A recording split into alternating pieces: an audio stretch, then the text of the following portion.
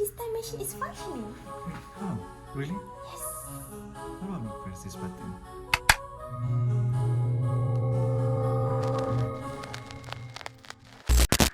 Assalamualaikum, Shay. How are you doing? Waalaikumsalam, sir. I am happy. You younglings aren't from these lands, are you?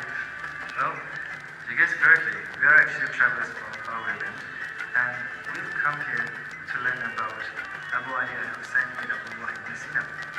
Have you heard of him? Have I heard of them? Young Sadhu and I have worked with them once, but only for a while. Ibn Sina moved around quite a lot. The man is amazing. May Allah bless him.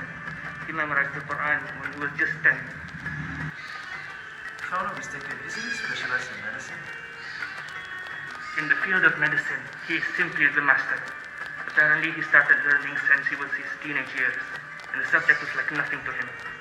He was even hired by the Sultan of Bukhara to be his physician. And for compensation, he merely asked access to the great library. Actually, he worked for many sultans, almost all short-lived, until he met Ali al-Dawla Muhammad, whom he worked under in Isfahan. There, he found stability, and there his reputation peaked, Wow, that's impressive. to say the least. But the man was not merely limited to just medicine. No, to him, medicine was easy mastery. Actually, before medicine, he delved into other disciplines such as metaphysics and mathematics. You seem to hold a high opinion of him. You obviously respect him. He was a great scientist. Of course I respect him. I still remember the days when I worked with him.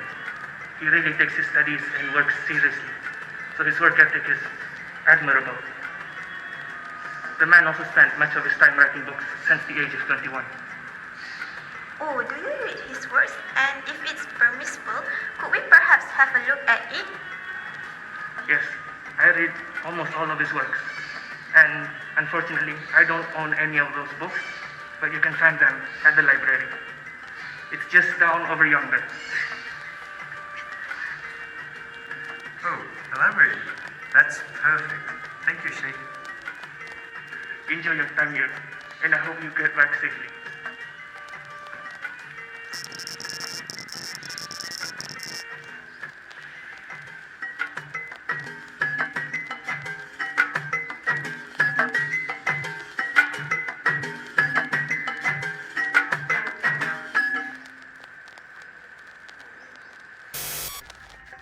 Hi, sorry to bother you, but do you know where to find Ibn Sina's work? Oh, hello. I'm sure that both of you is not somewhere around here, right? You guys are not very familiar. I guess we are. Okay. We have several copies of Ibn Sina's work. Which one would you like to see? Do you have any recommendations? What about this related to psychology? Oh, yes, we do have some. Let's see. Okay, the first one we have is the Book of Healing, or we call it Kitab Ashifa. So this book is basically tell about the nature of its soul, and its relationship with the body. And do you know about the tripartite division, in which Ibn Sina divided the soul into three parts: the vegetative soul, the animal soul, and the rational soul. And this book also mentioned about the floating man, which is an idea that human is created out of thin air, but they can know about their existence even before realizing that they are a physical being. And another one is, let's see, we have, here, Cognitive Peak. This book tells about mental disorders and its classification based on their symptoms, their treatments, and also the causes. A few mental disorder mentioned is about intellectual disability, dementia, nightmares, and also there are some parts mentioned about the erectile dysfunction, about hysteria in women, and many more. You have so much to see here. And well, let's say that this two books is very contributing to the world of psychology, if you want to refer. This is very wonderful. We get to see the first editions of Ibn Sina's work. It must be nice to see this man in person. May I ask, he is still alive, isn't he? Well, actually, he just lives near me. If you really want to meet him, you can go to that house. But I'm not sure if he accepts any unknown guests. Oh, really? We gotta go now. Thank you, lady. Welcome.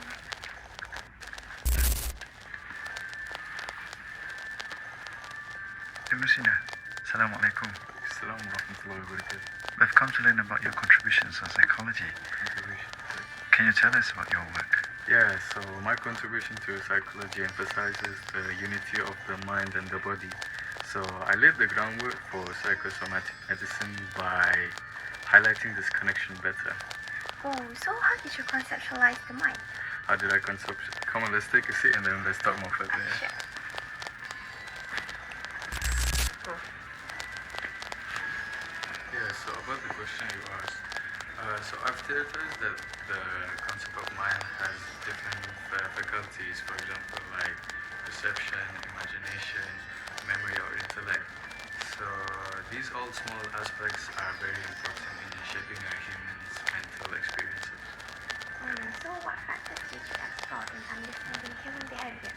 Yeah, so I investigated the roles of genetics, education, and environment in shaping a behavior. So understanding this influence helps us to comprehend to human behavior better. What about motivation and emotion? Motivation and emotion greatly impacts a human behavior and human thinking. So they are essential aspects of psychology inquiry. How did you emphasize the role of education? Education is paramount in shaping psychological development. So it molds our minds and character, influencing our behavior and beliefs. Your research continues clinical psychology, even mental outcomes. Indeed. So my work remains relevant, reflecting the enduring nature of psychological inquiry. Thank you. Welcome. That was exactly what we needed. I can't believe we succeed. I know, right? Now let's get back to our time. I fear that the longer we stay here, the more the interferes with our current time. Don't tell me your basis of time traveling is based on Back to the Future. I was just kidding. Einstein argues otherwise though. Anyway, it's ready now. The question is, are you ready to go back to our time? I am. Let's go. Wow, it's a good experience, isn't it? Yes, it is. So, what is your opinion about Ibn Sina? Firstly, I am thinking of how genius he is because in the current time, we can detect how the mind can control and affect the brain, just like how we approached in the past. It is where the mental state is affected by the brain activity, which is caused by our physical and neural tools like our visual system, auditory system, sensory receiver, and etc. I have read somewhere back where there's a study by Benjamin Libet, which reported that our mental states can change based on some manipulation of neural activity, which in this context, the neural activity refers to electrically or chemically. Other than that, our mental state can also change because of the brain itself. It is affected by the high levels of the brain, high levels and the brain levels. For example, the high levels produce a very short time to subjective processes like planning and decision making. Thus, I think the past theory about mind in the different faculties by Ibn Sina is acceptable as it can shed light into new findings on knowing a human itself, especially about how humans are functioning based on our mind, as it is part of our responsibilities to gain knowledge in this world. And how about you, Malik? What is your opinion? That is a great opinion. It makes sense, considering that his thoughts were very critical, precise, and holistic. I second yours. I personally believe that his psychological thoughts plays a vital role in our contemporary intellectual dimensions. It narrates the significant groundwork of a comprehension of one of the bases of Islamic psychology. I agree. What's your thought on its relation to Western thought? Well, good questions, Mazia. If I were to relate that with a Western thoughts, I would pick Lacan's thoughts on psychoanalysis. And why is that? It's because Ibn Sina's theory on the human psyche, governed by environment, genetics, and socializations, that reminds me of Lacanian psychoanalytic. Both of the thoughts provided a vivid framework for clinical psychology in the contemporary narrative. Those three, environment, genetics, and socializations, govern one's behavior.